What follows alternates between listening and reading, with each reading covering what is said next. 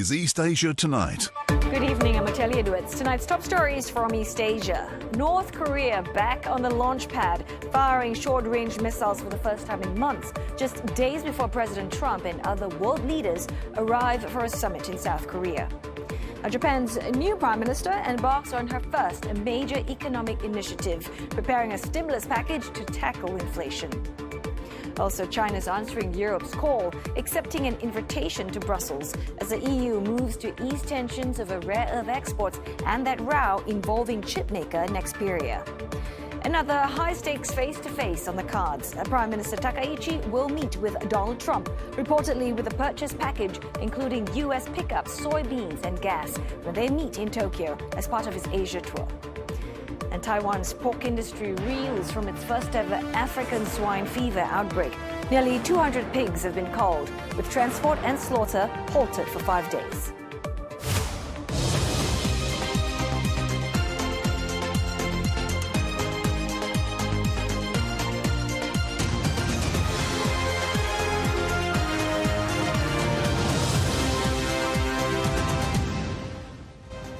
Also this hour, plane maker Airbus expands its manufacturing footprint in China as air travel demand grows domestically and beyond. How will this affect homegrown plane maker Comac that's seeking to challenge Boeing and Airbus internationally?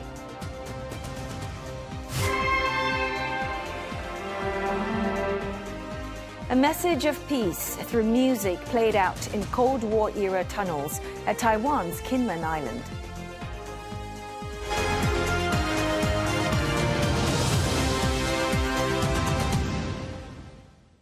North Korea has fired ballistic missiles for the first time in 5 months. South Korea's Joint Chiefs of Staff says that several short-range missiles were launched towards the northeast from Chonghwa in North Hwanghae province and flew about 350 kilometers. This comes just days before U.S. President Donald Trump and other world leaders are set together in South Korea for a major summit. CNA's senior correspondent Myung has more.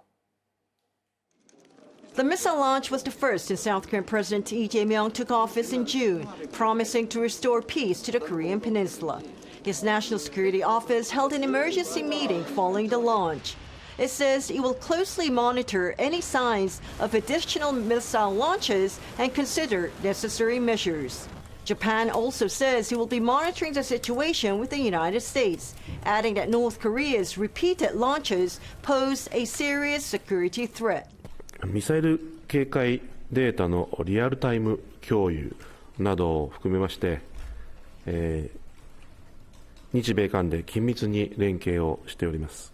対応に万全を期しているところ、今回の発射についても政府として把握をしております。我が国の領域や排他的経済水域へのミサイルの飛来は確認されておらず、また関係機関からの被害報告等の情報は確認されておりません。 Experts had warned of possible missile tests by North Korea, which aims to be recognized as a nuclear weapons state. Before or during the APEC summit set to be held in Gyeongju in South Korea next week. South Korea has beefed up security ahead of the meeting, which will see a gathering of world leaders, including U.S. President Donald Trump. Drills were carried out earlier this week in Gyeongju, with the Coast Guard's Sea Specials Attack Team mobilizing boats, divers, and underwater search devices during a lake inspection. 해양 경찰은 APEC 정상회의를 앞두고 경호 안전 통제단과 함께 경주 보문호수 일대에서 테러 및 각종 불법 행위 예방을 위한 집중 순찰과 감시 활동을 강화하고 있습니다. Experts in Seoul say it's very possible that North Korea may carry out further missile tests between now and APEC, with the main conference set for 2 days from October 31st. Lim Yan-suk, CNA, Seoul. Now, China has highlighted the complementary nature of its trade relations with the European Union amid a deepening row over Beijing's expanded rare earths controls and over the Dutch takeover of Chinese-owned chipmaker Nexperia in the Netherlands. Well, the Chinese Foreign Ministry has urged the EU to resolve their differences through dialogue and consultation. The remarks come after Chinese Commerce Minister Wang Wentao accepted an invitation by the top EU trade envoy to meet in Brussels, seeking urgent solutions to China's tightening curbs on rare earth exports to include processing equipment. Well, EU Trade Chief Maros Sefcovic calls the scaled-up restrictions unjustified and harmful, urging a prompt resolution as essential to ties. But Mr. Sefcovic stresses that the bloc had no interest in escalation, saying that his call yesterday with Mr. Wang was constructive, with both sides agreeing to intensify contacts. Now, the Chinese Commerce Minister also calling on the Netherlands for a swift resolution over an Xperia. Dutch officials last week took over the Chinese-owned chip maker based in the Netherlands, citing national security concerns. China, where most of Nexperia's chips are packaged, responded by blocking exports of the company's finished products, alarming European car makers that rely on them. For more, CNA senior correspondent Han Yuguan joins us live from Shanghai. Yuguan, what should we read into China's acceptance of these urgent talks in Brussels, and how do you think China will likely approach this meeting? Well, China is essentially leaving the doors open for discussion, in essentially walking the talk that it wants dialogue, especially with the EU authorities. It wants de-escalation. It's quite telling that Chinese Commerce Minister is heading for talks with the EU rather than the Dutch authorities. It's probably a calculated move, given that the Netherlands will hold its elections in about a week's time. So it's in a way pointless to talk to the Dutch now, given that the government might change. Now, with the EU, China will likely want to explain its position on its tit-for-tat move to stop Xperia's China unit from exporting chips. But what's more important for China is that it will want to explain to the EU the latest expansion of its restrictions on rare earth exports, which now cover rare earth extraction technologies as well as products that contain traces of Chinese rare earth. It's worth noting that the new licensing requirements slow but do not ban rare earth exports. All companies will likely face higher compliance burdens, whether they are American, EU, or even Chinese companies, and there will possibly be disrupted shipments. China will likely reiterate that their measures are a normal step in improving its export control system. In some ways, China has been refining controls on rare earths for decades, way before there was a trade war. Initially, it was to consolidate and regulate the highly pollutive rare earth mining industry. Later moves were to move up the value chain in refining rare earth. And then more than 10 years ago, it named rare earth as a non-renewable strategic resource whose exploitation must serve national priorities. In some ways, China has used up quite a bit of its raw rare earth resources over the decades, from holding over 70% of global reserves to less than 40% today. China is in fact importing raw rare earth feedstock today. This allows China to account for roughly 90% of refined rare earth production. Those trace minerals, have you cited, are critical for the making of many products, especially permanent magnets. Now, if you're holding on to a smartphone, your device will hold many of such magnets. The most obvious ones are, of course, for example, iPhone's MagSafe charging system, but the not so obvious ones are the tiny magnets controlling your phone camera and your phone speakers. These rare earth makes it possible for these magnets to be powerful and tiny, and in turn makes it possible to squeeze those functions into the palm of your hand. For the EU, those trace minerals will be critical for engines and sensors, and that in turn affects the making of electric cars, airplanes, and even the making of military devices. And Chinese rare earth controls do include restrictions on military use. Otelli? And Yuguan, of course, there's that standoff over chipmaker and Xperia. What are going to be some of China's demands to try and end the standoff? I think chief among those demands will be the demand for the control of the company to be handed back to its Chinese owners. The Dutch has cited national security reasons to seize the company, but so far there hasn't been any reports or compensation offered, although the law that was evoked for the seizure does provide for such compensation. Commercial redress aside, China will also seek symbolic redress, including those for the Dutch side to disclose evidence behind its national security claims, and possibly for the EU to set up a mechanism to prevent further arbitrary seizures of Chinese assets in Europe. There has been sizable Chinese investments in the EU in recent years. These include stakes in the chemical sectors, automakers, as well as makers of robots. In a recent visit to a neo EV plant in Hefei, I saw a factory decked out in German robots by KUKA, which is, it turns out, Chinese owned by media groups. So further seizures will have implications for Chinese industries. Oteli? Well, thanks very much for that report. CNA's senior correspondent Tan Yuguan in Shanghai. Now, Seoul has asked Beijing to remove sanctions against U.S.-based subsidiaries of South Korean shipbuilder Hanwha Ocean.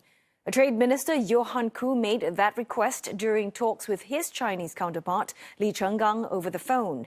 China announced the retaliatory measures last week after accusing the 5 subsidiaries of working together with Washington to target Beijing's maritime and shipbuilding industries. The affected South Korean firms are expected to play a key role in helping the U.S. rebuild its shipbuilding industry as part of Seoul's tariff deal with Washington. Now, the two also discussed Beijing's recent expansion of export curbs on rare earths, which are expected to impact chip makers, including South Korea's Samsung Electronics and SK Hynix. Seoul says that the two countries plan to hold a meeting on the sidelines of the APEC summit in Gyeongju next week to continue discussions on these issues.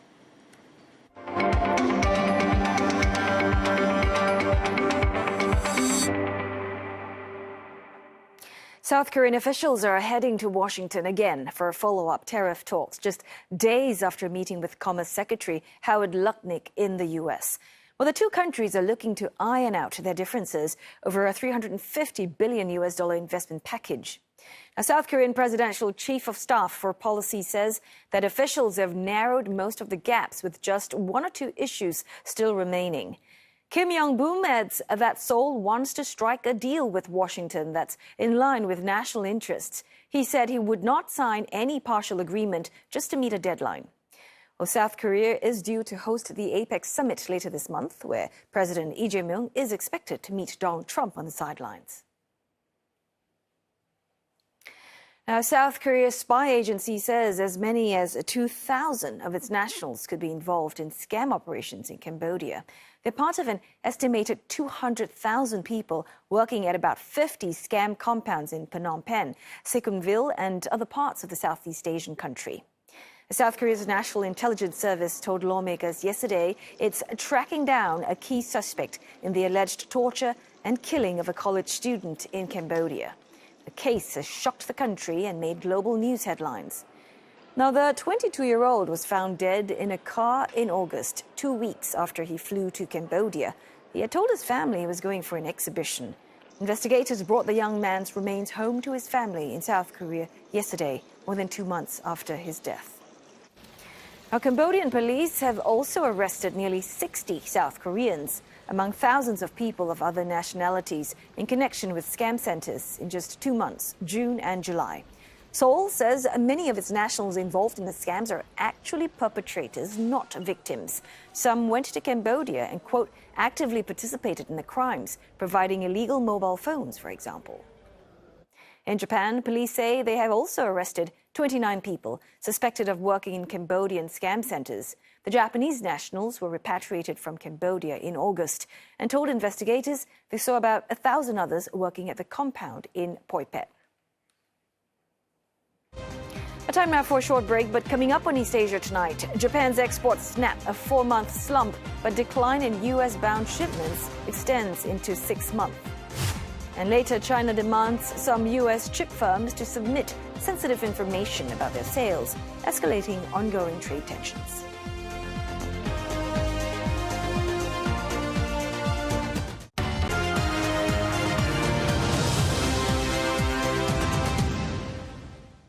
Hello again. It's time now for your business news with Roland Lim. So, Roland, we're talking about Japan's new prime minister. She's hit the ground running. She's appointed a cabinet, and now she's even set her sights on the economy. Right, you are. Ms. Takaichi's new ruling coalition expected to increase defense spending, cut taxes, and introduce a stimulus package.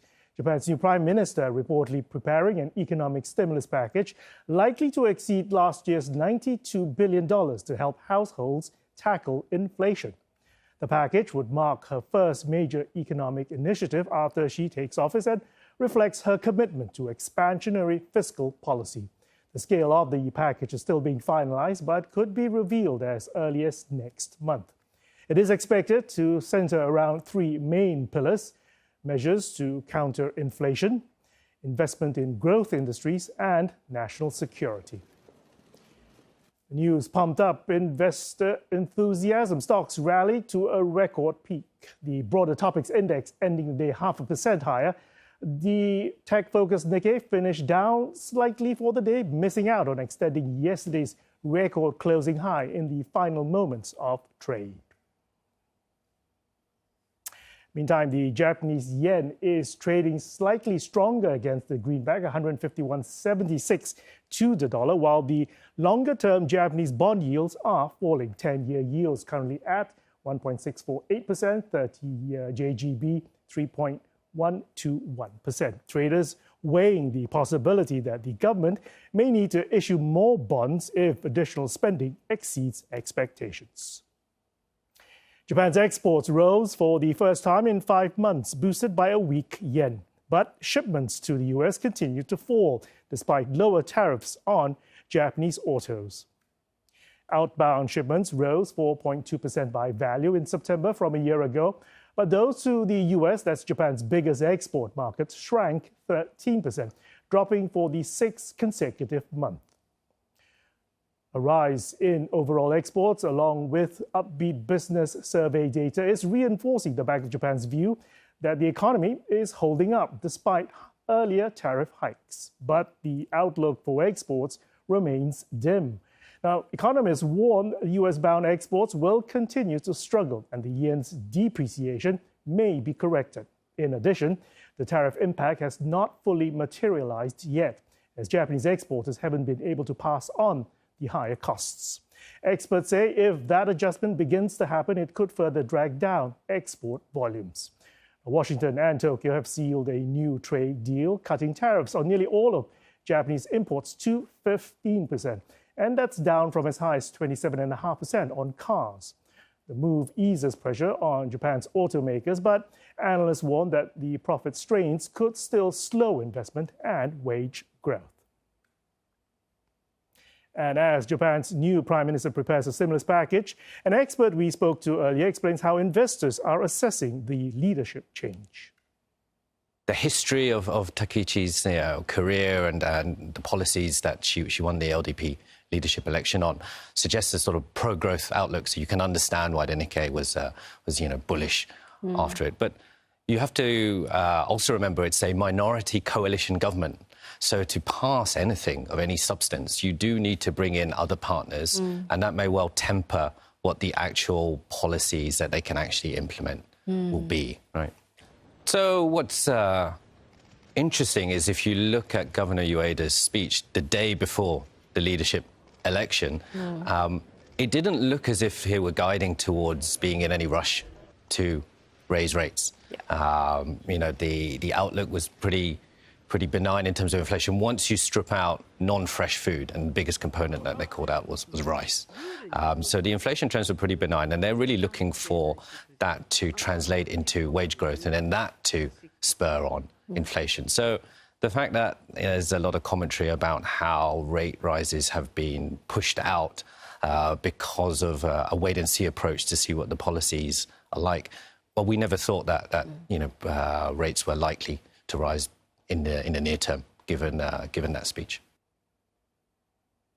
Japanese sportswear maker ASICS is reportedly aiming to boost sales in India by 40% through an expansion of its retail footprint in the fast-growing market. The company plans to open new flagship stores in major cities, including Mumbai and Bengaluru, and double its outlets nationwide to around 300 by the end of the decade. ASICS has also been locally manufacturing, with 30% of its products now made in India. Full-scale production expected to begin within the next couple of years. The company says it plans for India to become not only a base but also to meet local demand, but to serve as an export hub as well. China is demanding that some U.S. semiconductor firms submit sensitive sales data as part of an anti-dumping probe into American chip suppliers.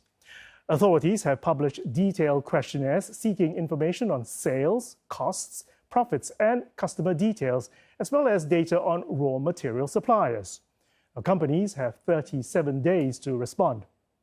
Beijing has not named which firms are involved, but the move is widely seen as a warning to Washington, signaling China's readiness to apply reciprocal trade pressures amid U.S. export curbs on semiconductors. The probe follows two investigations launched last month against American chipmakers as semiconductors remain a flashpoint in the ongoing U.S.-China tech and trade rivalry. The U.S. is reportedly preparing a new investigation into America's trading partners over drug pricing, a move that could lay the groundwork for fresh tariffs. The Financial Times says the probe will examine whether U.S. trading partners are underpaying for medicines. President Trump has been long arguing that other countries pay less than the U.S. for drugs. He warned he would take trade action against nations that refuse to, quote, equalize prices.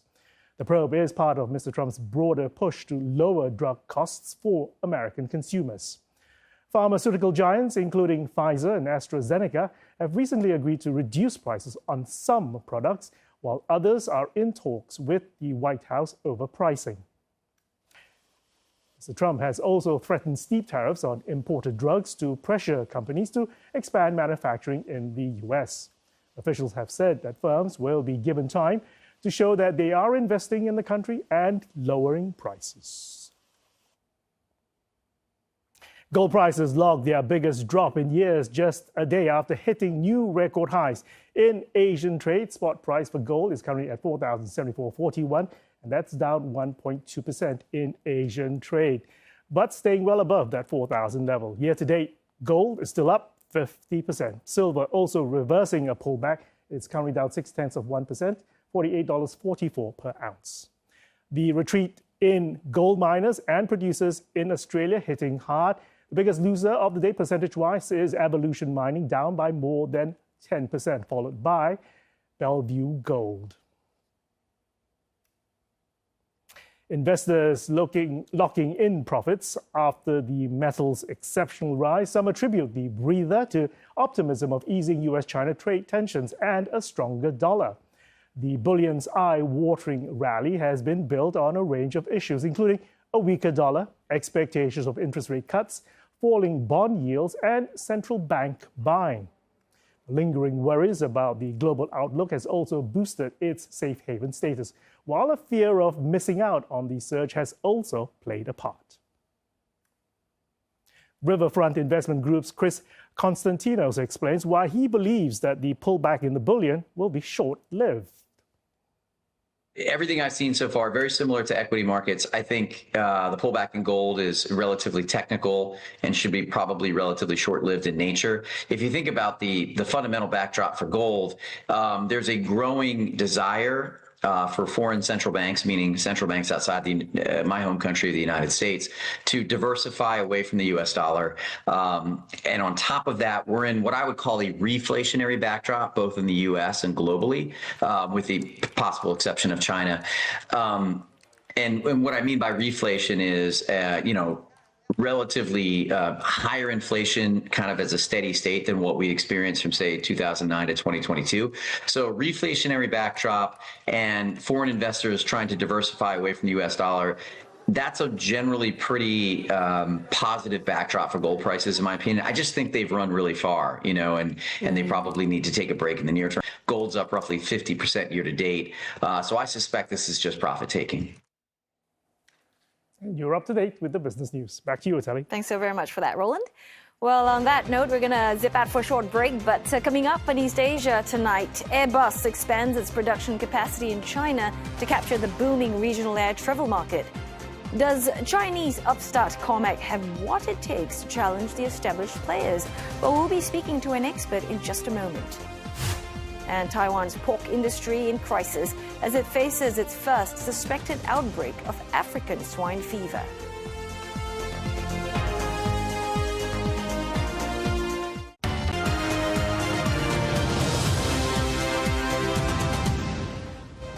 You're watching East Asia tonight, and here are the headlines we're following. North Korea back on the launch pad, firing short-range missiles into the sea for the first time in months, just days before President Trump and other world leaders arrive for a summit in South Korea. Japan's new Prime Minister, Sanae Takaichi, reportedly putting together an economic stimulus package to tackle inflation, invest in growth industries, and national security. And China's answering Europe's call, accepting an invitation to Brussels as the EU moves to ease tensions over rare earth exports and a row involving Chinese-owned chipmaker Nexperia. Now, Airbus says it has opened a second assembly line in China in a move to boost manufacturing capacity for its A320neo jets. The new line in Tianjin will be fully operational early next year. Well, Airbus now has 10 assembly lines globally, with 2 each in the US and China. The French company's CEO says the latest assembly line will give Airbus the flexibility and capacity to reach their target of 75 A320 family aircraft per month by 2027. Now, the A320neo family competes against Boeing's 737 MAX and Chinese plane maker Comac's C919 models. Well, the news from Airbus comes at a time when China's own Comac is dealing with some turbulence. Yesterday, we brought you the story about Vietnam's budget carrier Vietjet reportedly ending operations of its Comac aircraft. And at the same time, according to reports, deliveries of some Comac planes might fall behind schedule due to potential disruptions to engine supply. The C919 uses the LEAP-1C engines produced by US-based GE and Safran aircraft engines of France. Well, as part of the trade war between the US and China, the Trump administration is said to have suspended GE Aerospace from selling aircraft engines to Comac. Air China and China Eastern Airlines reportedly received 1 C919 aircraft each in the first half of the year, despite their stated goals of adding 10 apiece in 2025. The Chinese manufacturer, amid possible setbacks, reportedly will be present at the 2025 Dubai Air Show next month. Now, this air show typically represents one of the last major events in the aviation calendar in a region that is a hotbed of commercial flying. Comac needs the publicity as it tries to penetrate the stronghold that Airbus and Boeing have retained on the passenger jet market for decades. Now, for more insights, we are joined by Brandon Sobby, independent analyst and consultant at Sobby Aviation. Well, thanks, Brandon, for joining us this evening. First up, let's just talk about Comac's debut at the Dubai Air Show, pretty much showing China's confidence with its international push. Do you think, or do you see this as the start of perhaps a serious bid to try and rewrite the pecking order in global aviation? Yeah, well, actually, their push really began early last year when it debuted at the Singapore Air Show, which was the international debut, and Dubai being even a larger air show than Singapore. It's the third largest after Paris and Farnborough, and is a show that it gets a lot of publicity. A lot of airlines visit the air show, not only from the Middle East but from other regions of the world as well. So it's kind of their latest step in trying to market the 919 in particular, as well as to some extent still the 909 internationally, not only in the Middle East but just internationally. But it's still early days in this potential export of the 919, because the airplane is still not certified by the FAA or by IASA. That's going to still take quite some time to secure. Right, and we also reported Airbus, today's news, Airbus expanding its manufacturing footprint in China. It's the second jet assembly line, but wouldn't that then sort of impact, Comac's progress? I wouldn't say so. I mean, Comac is still pretty small. Airbus and Boeing has had this duopoly for the last couple of decades, and China's been interested in breaking in, and they're slowly getting there. But the production rate is still very small, only about 25 airplanes this year. Even if they get up to 200 airplanes by the end of the decade, that is still maybe 10% market share compared to what Boeing and Airbus will be at that point. Airbus going up to 75 per month by 2027, as your report mentioned, including the China assembly line, including the US assembly line, including all the assembly lines that they have. The market is massive globally. There's room for everyone, I think, particularly given Comac's relatively small size. Again, even based on the production numbers that they are aiming to achieve by the end of the decade, that's only about 10% of the market. That's not going to really change dramatically the situation at Airbus or Boeing. Right. And Brandon, was some disappointing news for Comac yesterday, though. I mean, we reported Vietjet's decision to end its lease of the Comac jets after just 6 months. I mean, when you read that news, what did you think? Was it political, economics, or was it just hesitation about Chinese-built jets? It's economics mainly, and also I think that the media hasn't really put this fully into the correct context.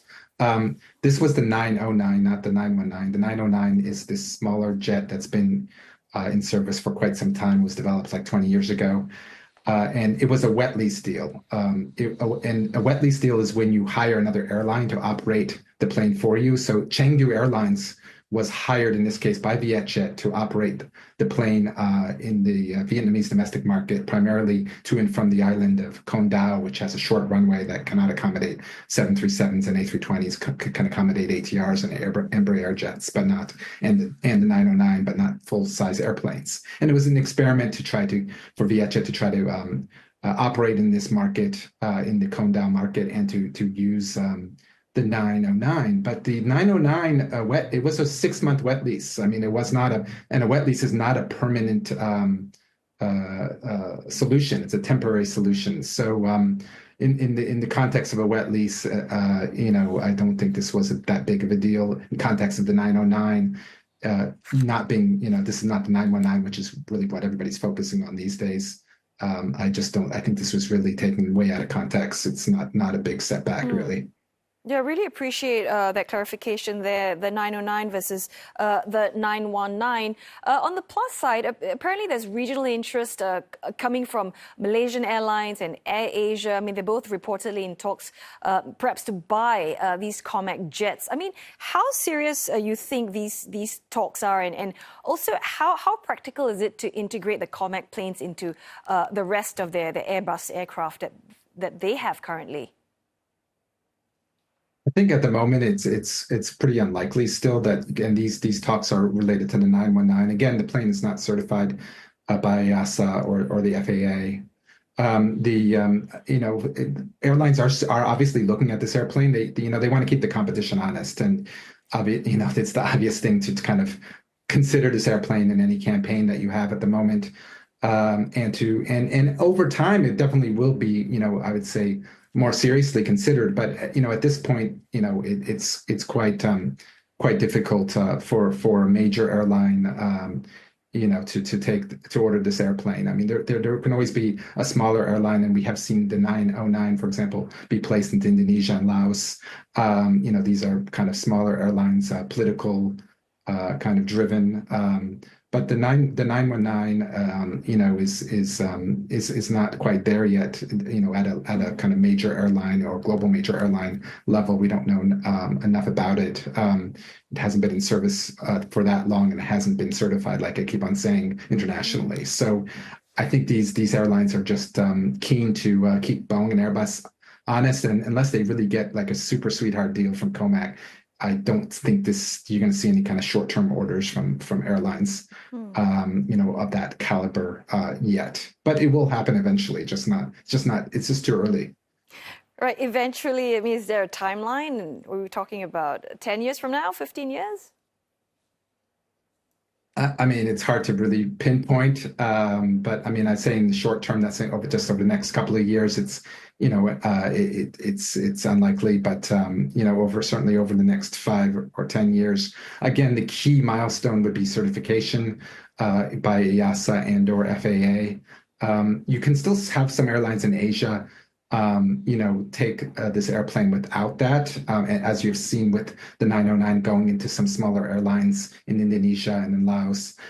it is possible. So, but I wouldn't, an airline like those two airlines that took the 909, them taking the 919 is still not a major scale kind of or commercial driven decision. That will still take at least a couple of years.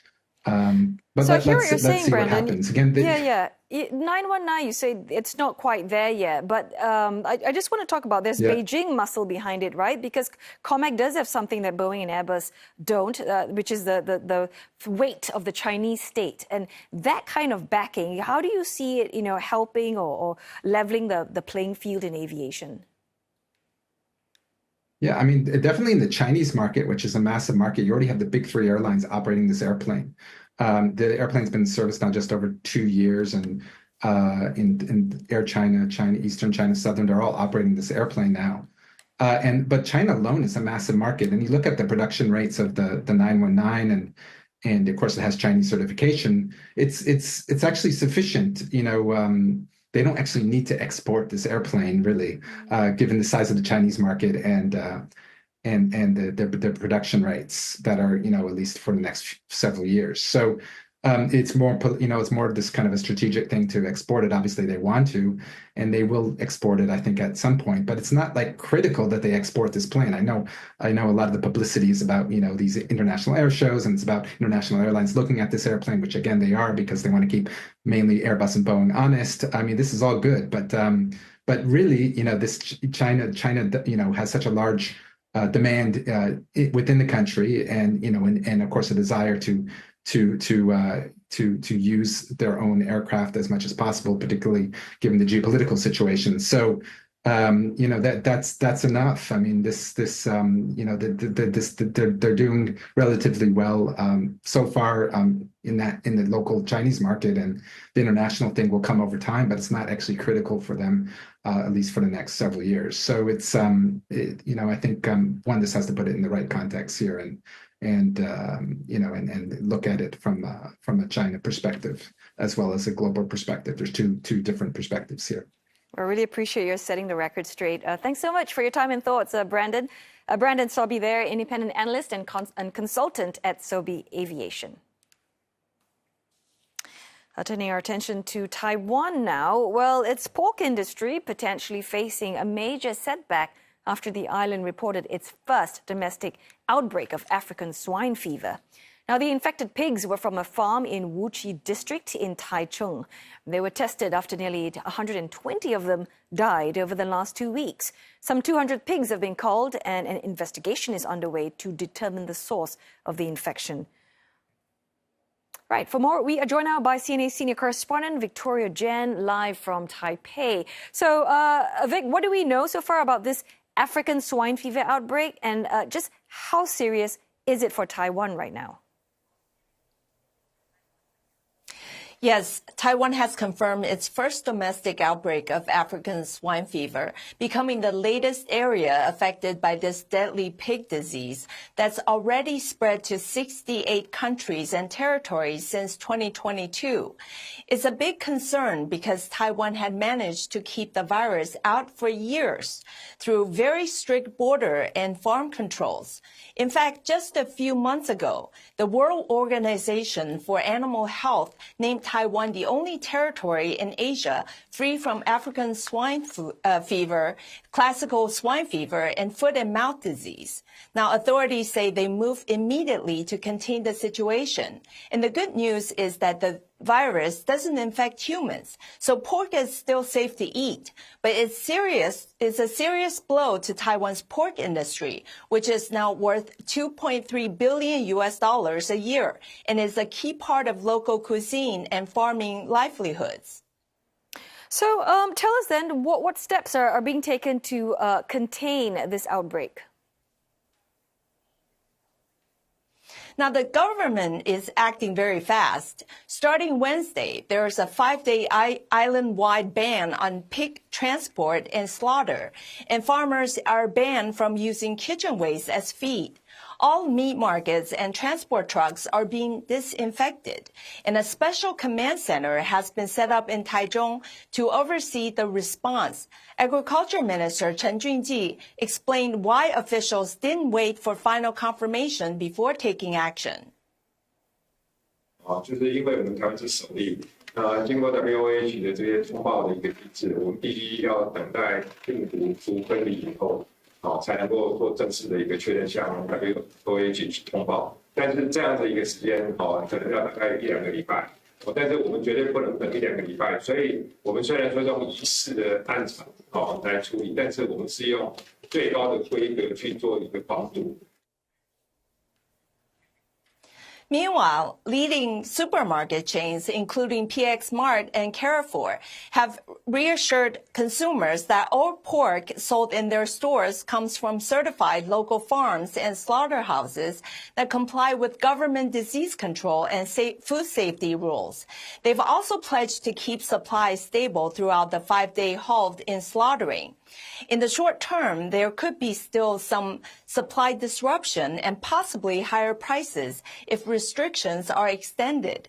But Agriculture Ministry says it's taking steps to stabilize the market. So for now, the priority is to keep the virus contained because any wider spread could seriously affect Taiwan's pig industry, both economically and culturally, given how deeply pork is tied to daily Taiwanese life. Right, better stay away from pork for a while there. Well, thanks so much for that report. CNA's senior correspondent Victoria Jen, live from Taipei. Well, we're going to go for another break now, but coming up on East Asia tonight, Japan's new leader making her first big diplomatic move. Sanae Takaichi reportedly set to woo President Trump with a purchase package during talks next week.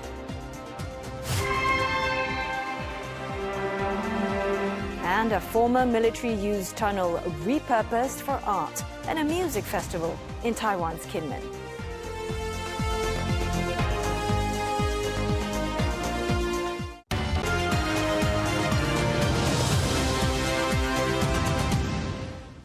Japan's government, under newly elected Premier Sanae Takaichi, is reportedly finalizing a purchase package to present to U.S. President Donald Trump. Now, an exclusive report by Reuters news agency says that the deal is set to include the purchase of Ford pickups, soybeans, and gas, and will be presented to the U.S. leader when Ms. Takaichi and Mr. Trump meet next week. Both leaders will sit down in Tokyo during Trump's first visit to Japan since his re-election. The talks are set to be Ms. Takaichi's first major diplomatic test. Well, the meeting follows an agreement struck by her predecessor, Shigeru Ishiba, in July to invest as much as $550 billion in American industries in return for lower auto tariffs. Ms. Takaichi is expected to discuss plans to bolster national defense. The Reuters report added, however, that she will not commit to any new defense spending target, despite a keenness to deepen security ties with the U.S. Washington has been pressing Tokyo and other allies to bolster security spending. Mr. Trump is also expected to meet with Japanese Emperor Naruhito during his visit. The U.S. leader will later arrive to, travel on to South Korea for the APEC summit. Now, China says that it is maintaining close exchanges with the U.S. ahead of possible talks between Presidents Donald Trump and Xi Jinping. 元首外交对中美关系发挥着不可替代的战略引领作用。中美两国元首保持着密切的交往和沟通。 The two leaders are expected to meet on the sidelines of the APEC in South Korea next week. Mr. Trump said he expects a very successful meeting with his Chinese counterpart, but he also cast doubt, saying that maybe it won't happen. The American leader has repeatedly changed his mind over the potential meeting with Mr. Xi.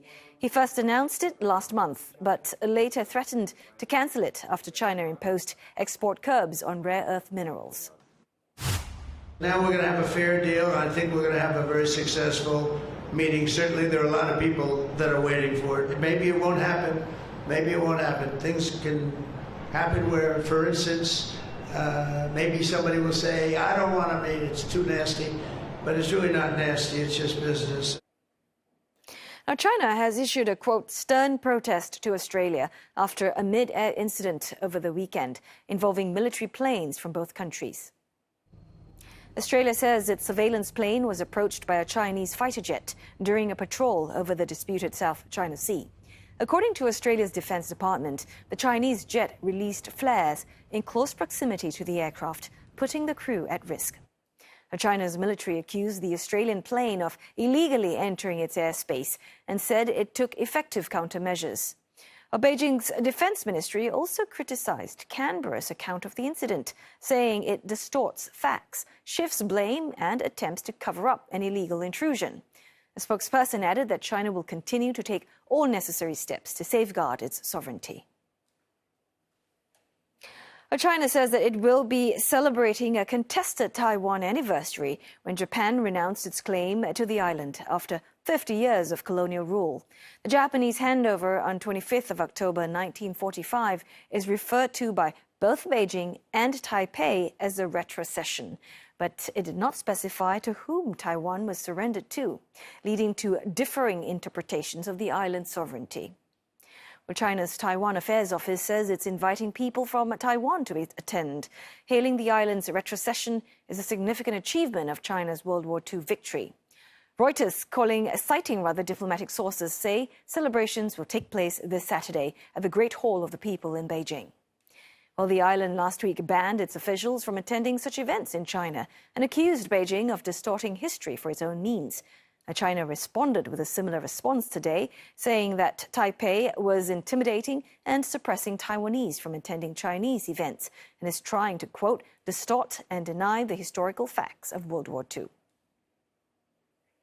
Well, in Taiwan, a military tunnel in Kinmen, built decades ago amid tensions with China, was transformed over the weekend for an annual music festival that contrasted with the island's uneasy past.